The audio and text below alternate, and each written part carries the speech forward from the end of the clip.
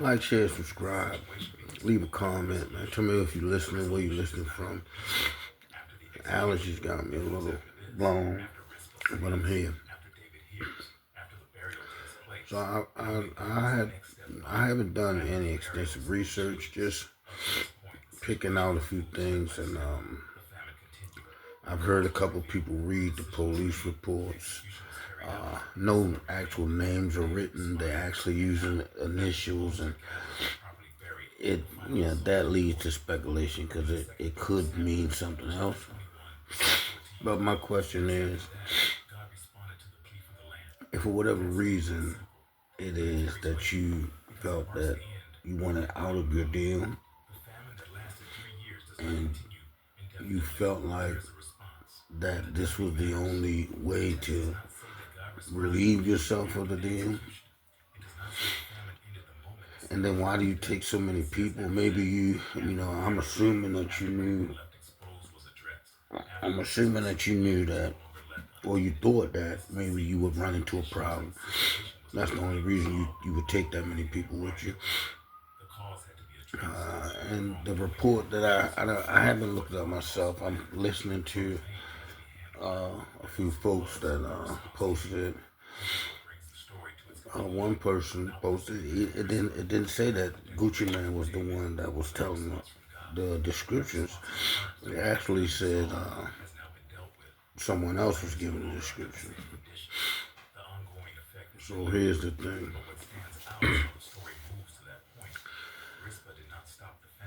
When you're in the street and you following those street rules, then that's where the stop snitching and don't snitch come in. If you're not in that, you don't subscribe to any street ethics or politics.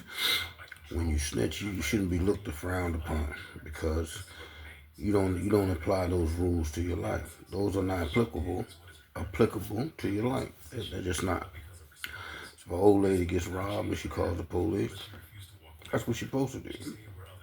If a drug dealer gets robbed and he calls the police, it just feels different because you're in the street. But I question, like, when does the gangster stop? Is it something that, like, you're born with and you're stuck with? So I'm a fellow be a gangster. I think about the movies that I watched growing up, Cross 110th Street, Miller's Cross, and Once Upon a Time in America. These were mafia, which were a lot of the gangs, the gangs and the personalities that people follow come from. The rappers even name themselves after these type of people. Frank White, Alpo, they name themselves after that. So my thing is that I don't know what it is that you wanted out of the deal so much, man. And I'm sure more will come out later. Um, but for you to do what you did, and then I've never been a fan of committing crime or certain activities with my son, even if it was gangster. Like, I don't see how mafia guys can make their son knowing what is expected of a person when they join a mafia or a gang, and what that person will be subject to if they join a mafia gang. Why would you want your son to do that? I never understood that. I remember someone telling me they was gonna take their son to a strip club on his 21st birthday, and my first thoughts was, yeah, that's cool, show him some titties and ass, and I'm like, nah, probably giving the wrong message. But again, I was in the street. I was in the street, and I agreed to it at one point. But I say this, man, it's probably gonna go wrong. I don't see how you're gonna get out of it without any prison time. Everybody will get charged in some kind of way for it. But once hindsight is 20/20. But once you in the shit, you have to smell it. So you have to stink. So now you're in there and you're facing these charges. So usually that's where a person Usually, you don't have no choice but to deal with it.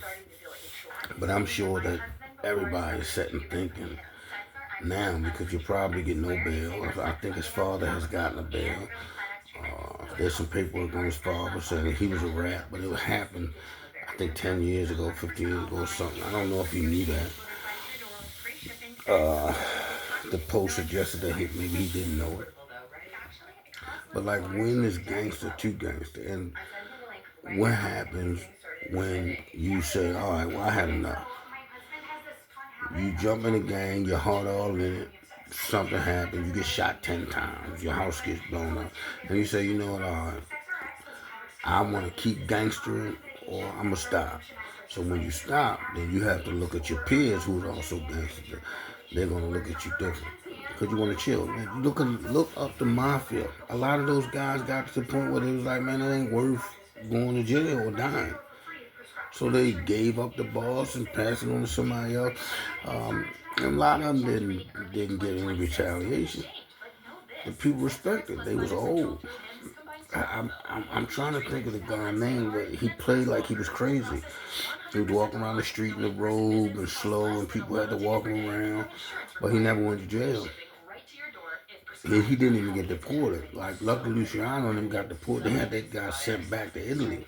He didn't even get deported. So when is gangster enough? When is it cool for somebody to say, well, I had enough gangster? No more guns. No more extortion. No more bullshit. And if someone come at me, then I'm gonna do I'm gonna let the proper authorities handle it. And hopefully I won't be looking at a sucker. I think that Pooh Shiesty could have did things differently. I think he could have I don't know, huh? I don't know. You get out your deal. That's what it was all about, supposedly. That you wanted this out of your deal that you signed. And that's another thing. If the deal's shaky, you should have had somebody look at it before you signed it. Or whatever transpired between you guys. It caused you to want out of your deal. So right now you're not fulfilling the obligation that you said. So what you thought would be the right course of action is run up in there, guns out, take people's stuff, and it's just crazy. I hope it ends up as best as it can for everybody involved.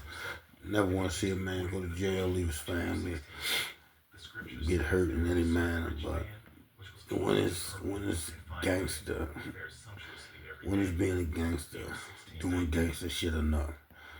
Because he's young, he looks like he's probably 25. Gucci Mane's a little older.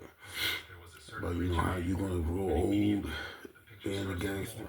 When is being a gangster enough?